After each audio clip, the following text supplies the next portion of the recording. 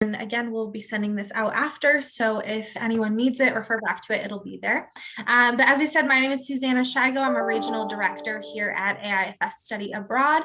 I oversee our university partners in NASA regions 3, 5, and 6. So hello to my colleagues that may be here. I'm excited to have you.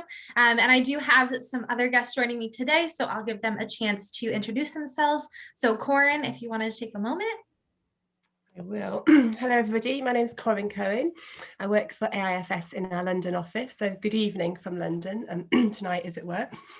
And I run our London programme, so I oversee our academic and student support staff in our London location, and I work on several different consortium programmes in London, with a variety of different US universities. So I'm here to give you the on-the-ground information, as it were, about how things work on the London side for consortium models. It's nice to meet everybody.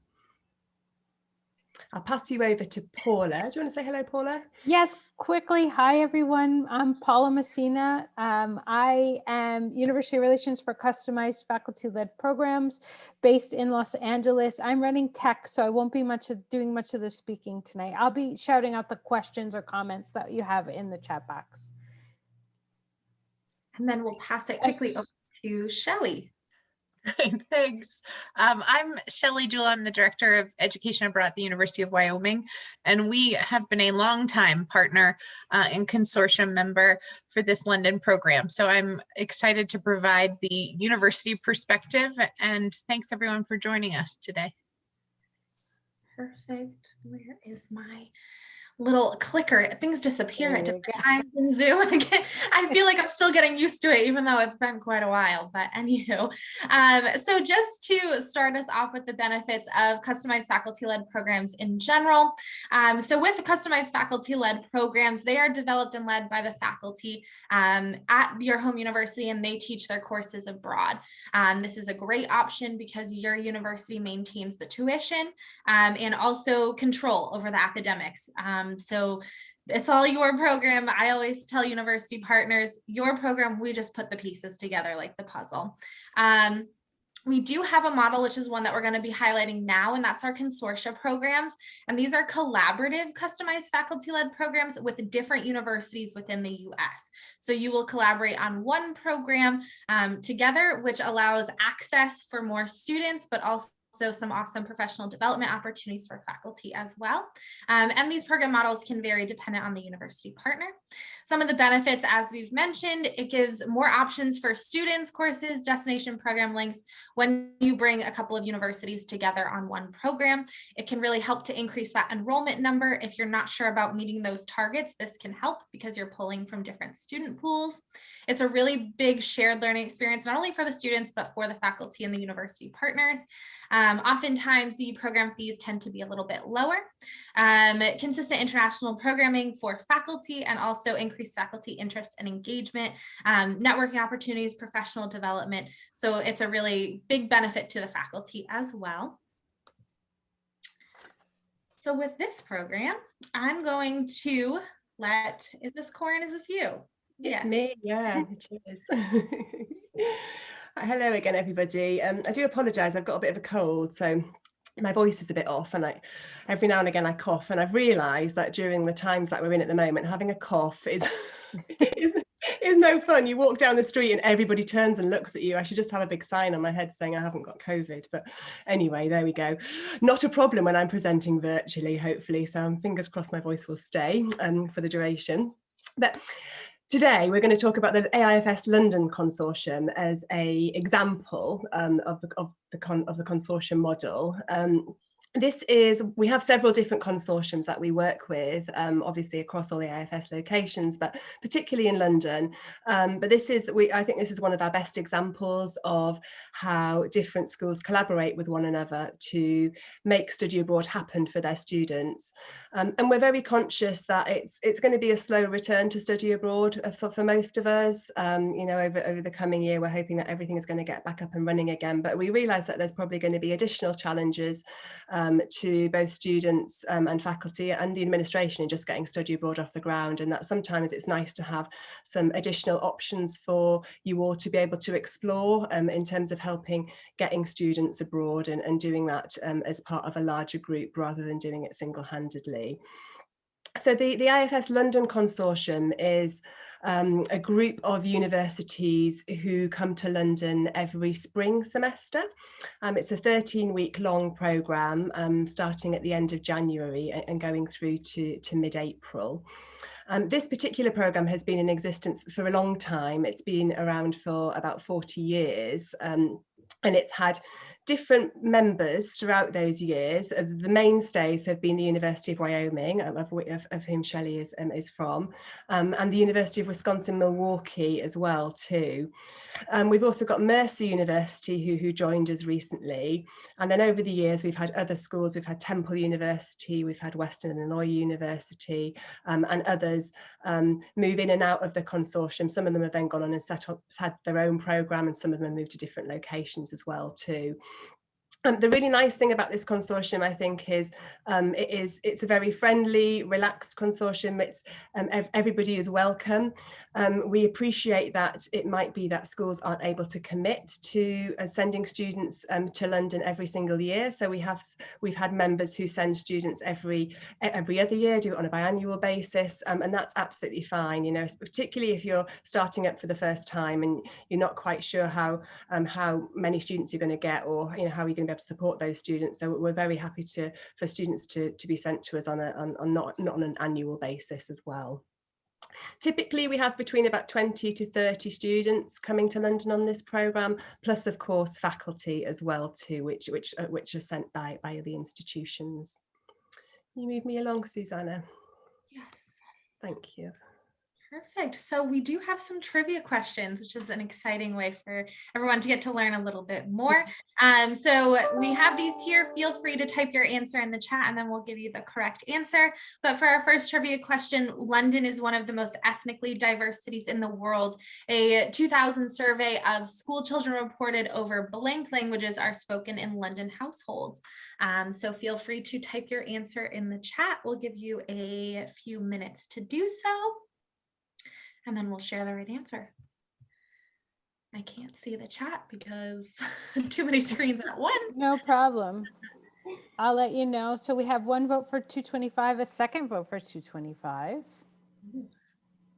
Wait for a couple more votes, see what everybody thinks. A third vote for 225. It's funny because we like to say here in Southern California that we're one of the most diverse areas of the country. But we have nothing compared to London. We have one for 250 and another for 200. Suzanne, I think that's everybody more or less. Yeah, so the correct answer that I have is actually number 4, 300. So there are over 300 languages spoken in London households, which is really cool. Everyone always says, oh, London is like a big New York City. Why would I go to London? Well, this is a great example. You can really access a lot of different cultures in one location. Perfect. Lovely. So I'm just going to talk a little bit about the academic benefits to our customised faculty-led consortium programmes. And Susanna touched on it in the beginning when she was talking about how these programmes really do belong to each individual institution, and we just customise and fit everything together and based upon your needs. But I think as I said, the number one academic benefit really is that everything is better when shared, when we pool resources, and that's really what this consortium is about.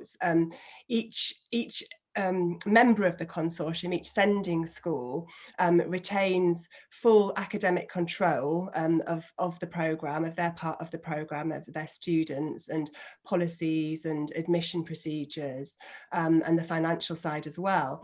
But they get to share share resources, share courses, they get to collaborate upon curriculum, and make sure that students are being provided with a wider pool of courses than they would be if you were to send students with just one faculty member, for example, from a home institution, where that number of courses is obviously significantly reduced. This just allows you to recruit from a wider breadth of departments, to get more students involved and coming to London.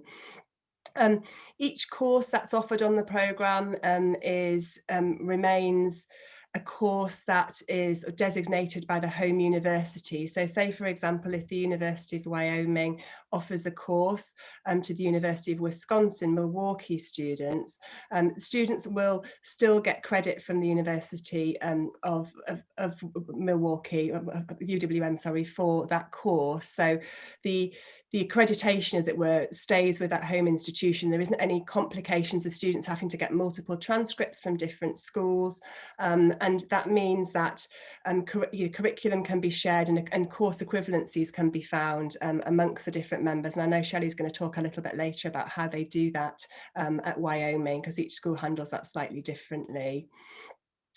We also welcome site visits to London. So our members back in the good old days used to visit London every couple of years to review the programme, to sit in on classes, to visit the student housing, and to inspect all aspects of the programme to ensure they were happy with what students were receiving while they were in London as well. If you can move me along, Susan. Okay, thank you. Can you see it? Yeah, I can. Yeah, it was slow coming, but it's up now. Perfect. So faculty benefits, we really think that taking a group of students abroad is great professional development for faculty. And at AIFS we work with all sorts of faculty and all sorts of wide range of academic departments, but also with a wide range of experience as well too. We have faculty who come and bring students who have travelled, all over the world, but equally we have faculty who are not widely travelled and who need a bit more hand-holding and a bit more support while they're in location, and indeed building up to coming abroad and putting into place all the sort of logistical necessities. So for each college that participates, they determine the faculty application process on their end. So every school would usually send one faculty member, sometimes two faculty members, to London to teach students.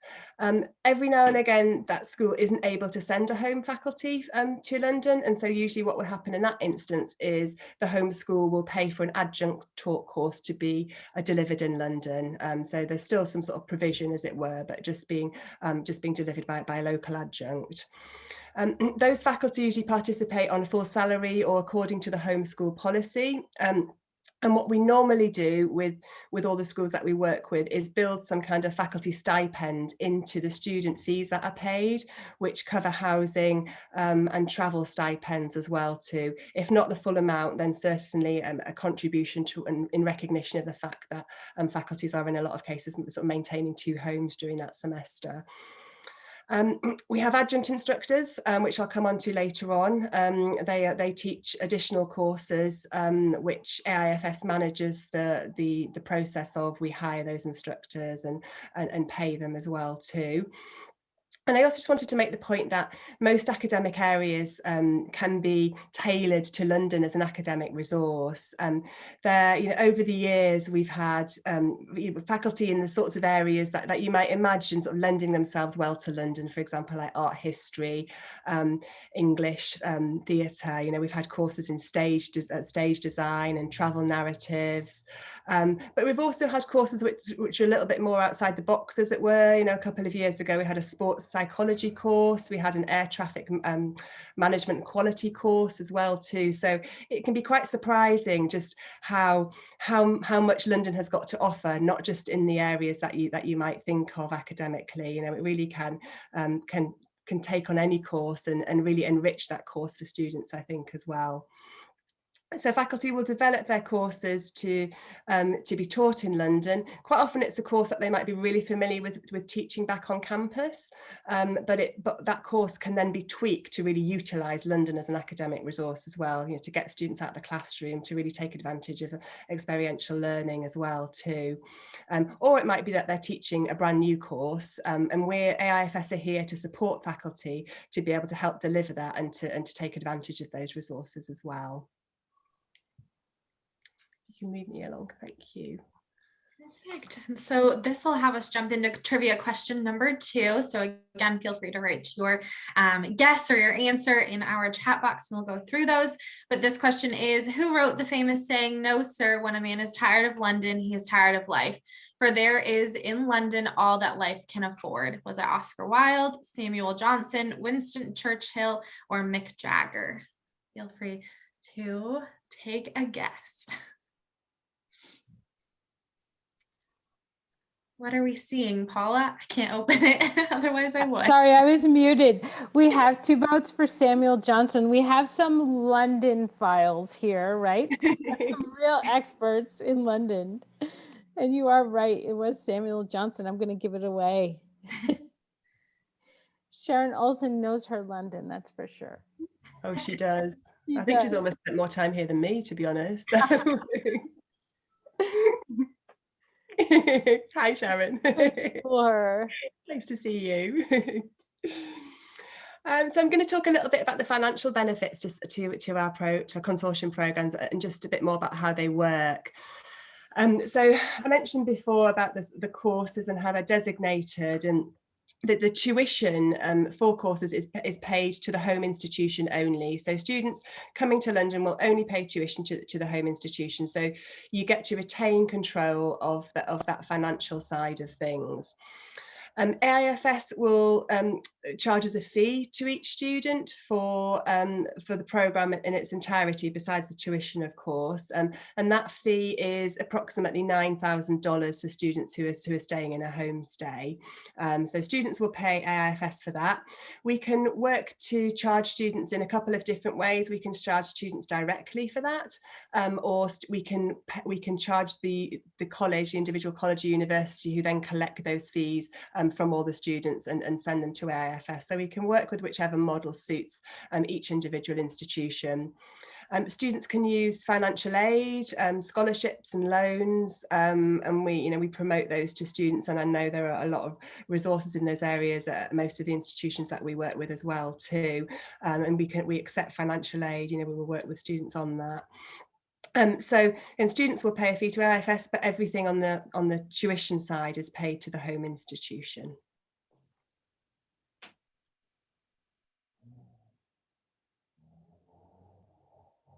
Did it switch? It did switch, yeah. It's just, I think it needs a coffee, to be honest. I know. And the student benefits, so we've talked a little bit about the faculty benefits and the institutional benefits, but I think what I really see from our students who come on these programs, on the consortium programs, is just their exposure to different institutions and a wider range of courses and a more diverse group of students as well, that they're sharing classes and having these academic experiences with too. They're able to take courses which would likely not be offered by their home school, which is great for them. They're also getting to take, as I said, locally adjunct taught courses as well too. It makes study abroad more sustainable, which we're all of us are in favour of, and I'm sure you are too. And it also gives students the opportunity to take internships or have volunteering experiences as well too. So those can be complemented alongside the courses that the students are taking as well. And I'll talk a little bit more about those a bit further along the presentation.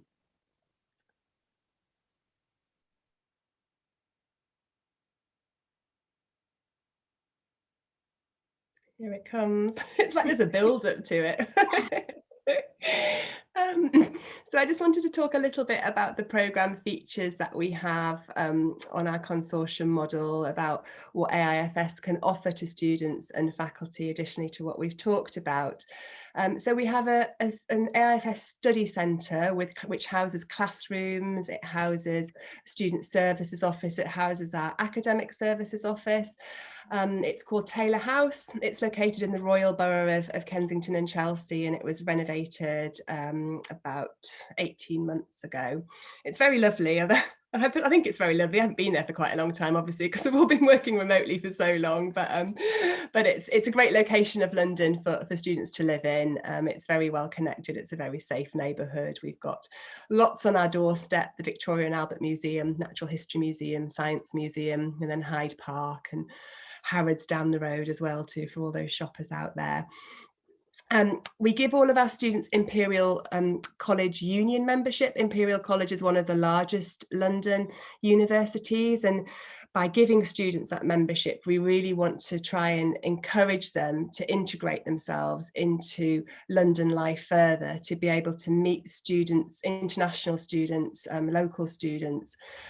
With that membership, they can use sports facilities for a subsidised fee, so they can use the gym and the pool at Imperial College and do exercise classes. But perhaps more importantly, they can also join sports clubs and societies there as well too. So if they've got something that they do back at home, they do a sport back at home, hockey for example, and they want to continue that abroad, they can do that. But equally, maybe they've got an interest which they want to take up while they're in London. You know, they might want to do something completely different and just be able to get out there, get out of the American bubble, as it were, and into a more British bubble, and sort of experience life, as it were, that way. So we offer that. The Imperial College Union is located about 10-minute walk away from AIFS, and it's got lots of great eateries and cheap options for students for getting lunch as well. We provide students with housing in 2 different options. They can either opt to live in an apartment, which is located in the Kensington area, so that's walking distance away from where we're located. Or they can opt to live in a homestay, which is up to an hour's commute, living with a British family. There's quite a price difference between the two, so sometimes that can be the sort of the deal breaker for students on that. But equally, quite often we have students who just want to have a more British experience. They want to live with a family, they want to have that security of being in a home, and they get to, you know, to automatically have those conversations and that cultural immersion by living with a homestay family. Homestay families provide them with breakfast and laundry facilities, and in the apartments there are some laundry facilities available, and obviously everywhere there's Wi-Fi as well. We also give students a London transportation pass, so they can take that pass. It's called an Oyster card, and they can use that for an unlimited amount of time for the duration of the programme, on an unlimited amount of trains and buses. So that really is their kind of passport for getting around London. You know, they can literally spend all day and all night on the tubes and on the buses if they want to with that pass. So that enables them to transport themselves around the city. And then we organise optional cultural events and excursions. So we do the sort of trips you might expect, ones to Oxford, down to Stonehenge and Salisbury and Bath, some day trips there. We do theatre trips. We take students to a football or a rugby match or a cricket match if it's in season, as it is just coming up now. We do some walking tours, try and get students out and about and just seeing as much of London as they possibly can. And then we have our student services staff who are there to support students every step of the way, from the moment they get off the plane until the moment they get back on the plane at the end of the programme. And they're there to lend support and advice and help students stay safe and stay sane while they're in London, and just be there for any advice or guidance that they may need. Any emergencies which do happen when students are overseas, we're there for that as well. So we have a 24/7 emergency telephone number for any medical emergencies and the like as well, so students can always reach us. And then we also provide comprehensive student health insurance as well too, which is ever important in this day and age too. Corin, we have a question, if you don't mind. Of course, absolutely. Yes, so is Taylor House separate from London Richmond University? Yes, it is. It's located in the same area as the Kensington campus of Richmond University, but it is entirely separate. Yes, yeah. Very close, I will say. I was an alumni, I am an alumni of an AIFS program, the one in London, and I was at the Atlantic House, and the walk is maybe less than 10 minutes from Atlantic House, if you're familiar with the area, to Taylor House. So really very close, still in a gorgeous location. So students shouldn't have to worry about anything there. Hopping into trivia question number 3, talking about the transportation passes, talking about the tube. We're going to talk about it now. So from which London station did Harry Potter catch Hogwarts Express train at platform 9 3/4? Was it Victoria, King's Cross, Waterloo, or Euston? Feel free to type in the chat. We have some King's Cross answers. Ooh. Right? Yes, that is correct. King's Cross? It is King's Cross. I feel like every study abroad student, every person in general that goes to London has the picture at the train station. It's definitely an iconic picture from anyone's time abroad for sure. That is correct, King's Cross. Then we're going to, I don't know why it's moving so slow, but we're going to pass it over to Shelley. Thanks so much. All right. So as Corinne mentioned, the University of Wyoming has been a very long time member of the London Consortium program. So we first participated in 1999, and it was an initiative out of our honors college, but now we are open to faculty, applicants, and participants from all academic departments. And so we're really trying to do some outreach efforts to encourage faculty from different departments.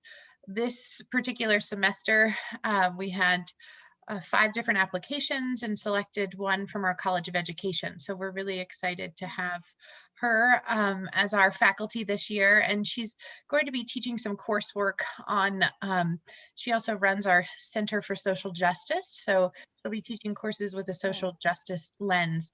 One of them is titled London is the Place for Me, and then she wants to also teach a course on Darwin. So I think that'll be really interesting and appeal to a broad base of students. But for us, being able to participate in this consortium is a sustainable option. We don't have the capacity at University of Wyoming to have our own space and center in London. So this allows us to have a presence every spring semester. And as you can see, it's been running for a very long time. So we have a really great history, but I don't think we'll ever get to the point of having our own locations abroad. So this really solves that problem for us and works really well.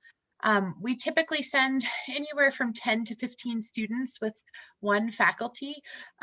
For a while, we had a lot of our theater and dance students going. And so at one point we did have around 22 students going with that faculty member. This program for us too is a really wonderful option because we allow our second semester freshmen to participate. So this is something when we are out there speaking with prospective students on those preview days at the university or even orientation, we tell them that they can study abroad for a full semester, their second semester. So it's a really great recruitment tool for us as well. And so we do find most of our students are first and second year students who do participate. In terms of the faculty benefits that we provide from UW, we cover the cost of the faculty members' airfare. As Corinne mentioned, we do build in a bit of a faculty stipend per student that's in the AIFS fee. So that does offset a little bit of the cost of their living there. They're able to maintain their salary at the university. And this participation in this program really is looked upon favorably for them as service to the institution. All right, this is a spring only program for us, so it's only that second semester. And in terms of our application process, we send out a call to campus in November, and then we select the faculty member in late February or early March. We really focus on that application to include how they're going to make use of London as their classroom. We want to know how and why they should be teaching these particular courses in London, and how being in that location is going to enhance that experience. The other is looking at their student recruitment plan. We want the faculty member to be really engaged in this with us, because I think it's so much better for the students to hear from the faculty what they plan to do, and then for them to help us in recruitment. So we actually asked them to detail what that plan looks like. The faculty member we selected mentioned she had planned on hosting a couple afternoon teas, and was trying to get really creative with ways to encourage students to go on the program next spring. We asked that our faculty member provide or teach 2 courses, one lower division that would fulfill a university studies requirement for any student, and then we asked that they teach an upper division course as well. And I know Corinne's going to tell us more about the British Life and Culture course, but the faculty member also oversees our student kind of work and grade for that course. So it's almost like 2.5 courses that they're responsible for. Some of the departments that we've seen interest from are listed there. And then I did want to mention for a faculty member, he was going to be asked to teach an online course while he was abroad. And so he would teach an online course at the University of Wyoming. He was going to teach the one course in London, oversee the British Life and Culture course. And then we were going to work with AIFS to secure an adjunct to teach that second course that we're required to offer on the ground. And I just want everyone to know how easy that process is. And so it was going to work out very well for us had it not been for COVID. And all the courses that students take in London, whether it be with our faculty, with faculty from other consortium members, or the London adjuncts, are all going to be listed on our UW transcript. So we've worked through our provost office and accreditation requirements to ensure that this process is all above board, and AIFS provides us with the CVs for all the instructors along with the syllabi, and then we have those courses approved and the determined UW equivalent so that we can list those all on the student's transcript as University of Wyoming coursework. So it works really well for us. And I think because we are a member of this consortium, I think all faculty are very willing to kind of go the extra mile and get that information to the other members. So that's how it works for us. In terms of benefits, I think breadth of coursework is huge because our students have access to not only our own faculty courses, but those taught by the other consortium members, and then those offered by AIFS. So this is really wonderful. So even if they're not interested in education courses or social justice courses, then they really don't have to take those classes. They can take any of those others offered. The AIFS network in London is huge, and our faculty really appreciate the network opportunities and access to different, if they're wanting to do a field trip, or if they need to, have more information here or be connected with a colleague, it's all available there to them in London. I think our faculty and I also so appreciate all the student support and logistical help.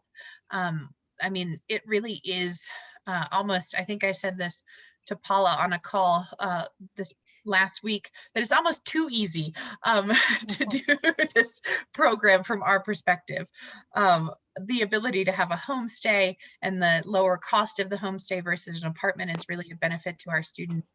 That they can do internships, and our faculty often have current connections in London, but then they are networking with the faculty from the consortium members, and then the AIFS network as well. Office space, classroom space, and then just connection to those resources are not something that Wyoming, as I said, would have bandwidth to do, so it's all there for you. And then in terms of getting students in the pipeline, the marketing and pre-departure resources that are tailored specifically to this program and this group of students is so beneficial to us. We often have students who are first-time travelers and those from rural populations or rural communities in Wyoming. So this is such a good first step for them program, and to have our faculty and then AIFS support really makes it a great option. So that's my experience with the London semester, and we would love to grow our consortium because, as Corinne said, it just makes it better for everybody involved. So we would love to welcome others and support a larger consortium in London. Wonderful. Slowly moving itself along. I believe next is Corinne. Me, yeah, thank you so much, Shelley. So the British Life and Culture course, which Shelley mentioned before, I'm going to come on and talk about all the sort of course offerings that we have available, but I wanted to specifically mention our British Life and Culture course, which is a course that we require, well, more that home institutions require of all students while they're in London. It's the one kind of mandatory course. And it's a really important course because it really contextualizes the students' experiences in London. It really kind of brings all the different strands together. It's an interdisciplinary course, and it's taught by one of our local instructors, Nicole. As Shelley mentioned, it's a course which is overseen by the US faculty. So the US faculty will give the grades for the course, but the actual content of the course is delivered via lecture format and field trip format by a local instructor in London. And it's a course which touches on all sorts of different aspects of British life, and it's ever evolving, obviously, because there are so many changes to our current culture.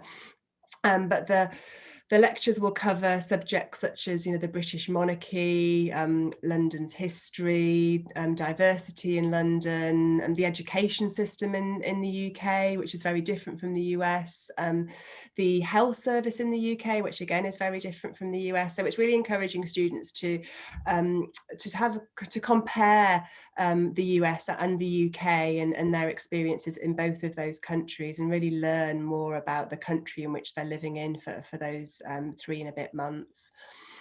It also takes students out of the classroom a lot. We firmly believe that what really kind of makes things resonate for students while they're abroad is not just the classroom-based work, but they're being able to actually see and visit places which kind of bring everything together. So we take them to places like the Houses of Parliament, we take them to the British Museum, we'll try and get them out to areas of London that they wouldn't go to otherwise. So we might get them out to the East End of London, for example, seeing the communities there and going on walking tours in some of these areas as well too. So this is the course that everybody takes. I'll go on and talk to you a little bit more about the other courses that we include as part of the programme. We have our last trivia question here as well, so feel free to type in the chat. But in 2019, this percentage of AIFS London Consortium students rated the British Life and Culture course as good or excellent. Those are your options. We'll give it a second.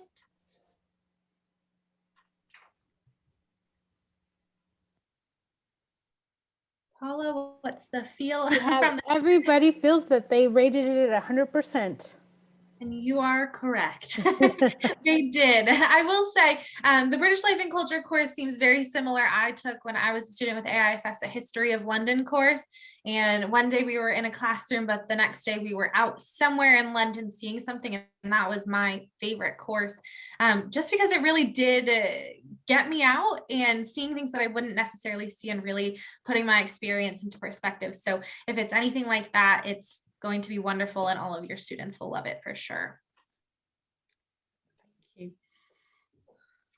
So in terms of the other courses that are offered, each sending institution, as mentioned before, normally sends one faculty member, and that faculty member will teach 2 courses each.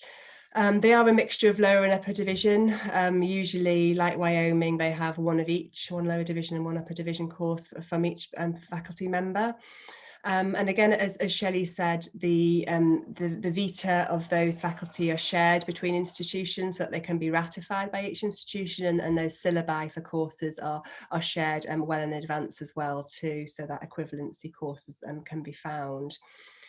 AIFS liaises with all of our faculty and we timetable all the courses. It's usually a Monday through Thursday schedule for this particular consortium. So we have Fridays as sort of designated days for students to take day trips and field trips to places that I mentioned before, like Bath or across to Oxford, or just to have a weekend of their own to go and travel, maybe go up to Scotland for the weekend, for example. The actual academic selection criteria is that's determined by each home institution. So each home institution determines any GPA requirements, and if a student needs to be of a certain class level, as it were, you know, if they need to be a past freshman status is usually the big one. And then students can choose from any of the courses that are offered from all of the offerings within the consortium. And then those course registrations are sent to AIFS and we put students into classes and organise that side of things from London. I mentioned before that all the courses are then transcripted to the student's home school and all the tuition fees are paid to the student's home school as well. Faith, I'll come on and answer your question in just a moment actually about how many courses are usually offered per semester. So I think if we move to the next slide, or maybe it's the one after. It's the one after. This is how, if COVID wasn't around, annoying COVID, this is how the spring 2021 course schedule would have looked like for this current semester. This is what we had lined up. These were the courses that were being offered. Some of them Wyoming courses, some of them were Mercer University courses, some of them were Wisconsin, Milwaukee, and then some of them were the additional courses which AIFS puts on as well too. It is Sharon, I borrowed your group's photograph. I couldn't resist.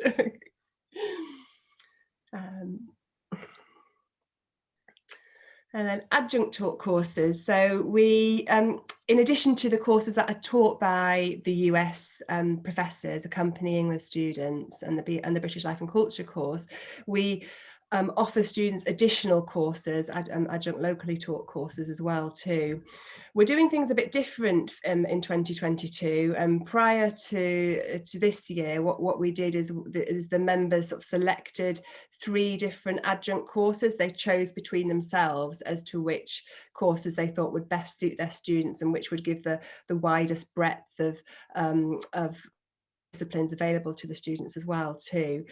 But from next year, we're changing it a little bit because some of you may know already that AIFS has set up a global education centre in London, and so we're going to have students coming from all over the US to study at the Global Education Centre. And what we're able to do is we've managed to align the dates of the London Consortium programme and also the Global Education Centre programme, which means that students will be able to choose from a much wider range of courses that are available through that Global Education Centre, and we'll just make sure the timetabling fits together on that as well too. So this just means more choices for students, which hopefully in turn will mean more students will be enabled to study abroad by that as well. I'll show you some examples of that as well. It won't increase the cost in this case, Sharon, no, it won't do. Classes will, all the classes, as I mentioned previously, we really encourage them, our professors, to get out the classroom, to get students out into seeing field trips, being out and about in London. And I will show you the list of courses that Sharon's just asked about in just a moment as well too. If we move on to the next one for me, Susanna, thank you very much. So this is just a range of the courses that we're going to have available on the adjunct front in 2022. So these are the ones that are being offered in the Global Education Centre. And you can see there's quite a range of disciplines there. The courses, again, are really tailored to making sort of comparisons between the US and the UK and to enabling students to sort of enrich their experiences in London by getting out to various locations and traveling around London to visit different field trips as well too. So there's quite a range of courses there. So going back to the question I was asked previously, usually we'd have between about 10 and 12 courses available to students as part of the consortium. But from next year, those courses the amount of courses available will increase quite significantly, actually, or it should at least double, I would have thought, in amongst the courses that are available to students.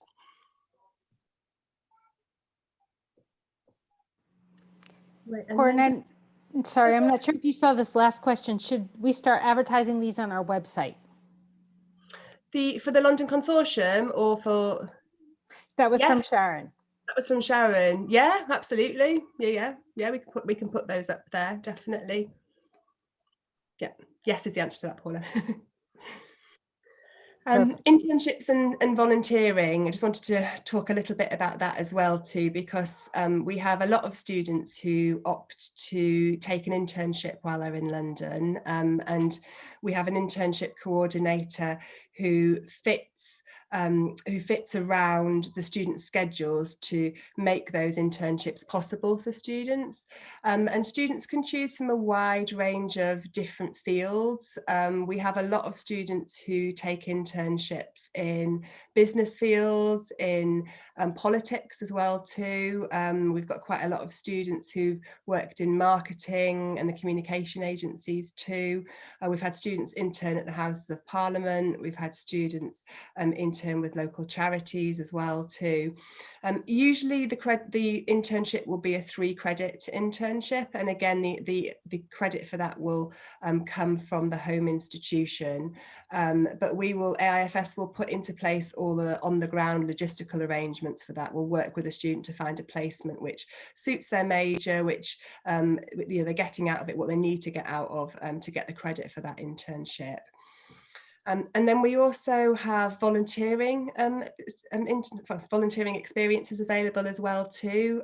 The students will often get to London and want to, find they've got some free time on their hands, to be honest, because quite often students back on campus are holding down 2 jobs and going to school, and then they get to London and they're like, oh, actually, I've got more free time than I would normally have. So quite often we have students who want to make more of a difference as well, and we really encourage them to do that. So they can, one of the ways in which they can do that and which they can get to meet more locals as well too, and really give something back to the local community is by doing some volunteering at a range of different charities that we work with. We have students who work with environmental charities, some women's charities, some of the working with the elderly population. We've had students work with the homeless shelters as well too. So these are all possibilities for the students, kind of add-on possibilities for their time in London. It's worth pointing out that anybody who wants to take an internship has to get a special visa before they come to the UK, so they have to apply for that in advance. But anybody who's doing sort of ad hoc volunteering doesn't need to do that, so they don't have the expense of paying for a visa as well too. So I just wanted to stress that. Was there another question that I missed there, Paula?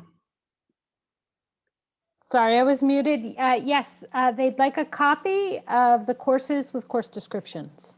Yes, that's absolutely fine. Yeah, we can, when we send the, sorry, that was my phone. When we send the follow-up email to this with the recording, we're happy to send an additional link with the course descriptions. Yeah, absolutely. Yeah, we can do that. No problem at all. Perfect. And then to get into kind of our last bit of information.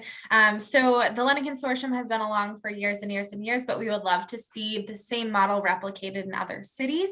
And it is possible to replicate in other cities. And so these are just some of the ones that we wanted to highlight. So these locations would be places like Florence and Rome. We're able to offer Italian language, internships, Italian life and culture, service learning, and students can stay in student apartments or potentially homestays in Rome. In Salzburg, Austria, a beautiful location. It's definitely on my bucket list. But highlights would include German language, Austrian life and culture, again with the service learning and volunteering, and student apartment options in terms of housing.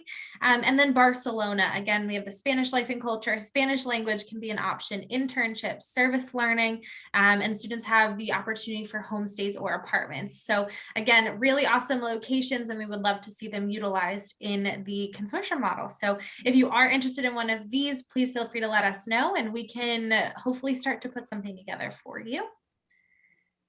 And we will open it up to questions. So if anyone has questions, please feel free to type it in the chat. Our contact information is also on this side as well if you have questions. Again, it's being recorded, so we'll be sure to send you a follow-up email with the recording and anything that we've discussed, and then you can always get in contact with us then. I can't open the chat, so if someone wants to read out questions, that would be great. Currently, we're up to date on questions, but if there are any if there's any further questions, feel free or to open your mic and we can discuss. Just to say as well, as Shelley said, we'd love to have more members of this particular consortium. So if anybody's interested, feel free to be in touch with any of us to find out more information, and we'll gladly send that to you. Perfect. We'll give it another second or so just to be conscious of everyone's time. And then again, we'll be sure to send a follow-up email so you have all this information. Perfect. I don't see any more questions. Yeah. I'm going to stop recording. But thank you, everyone. We're really excited that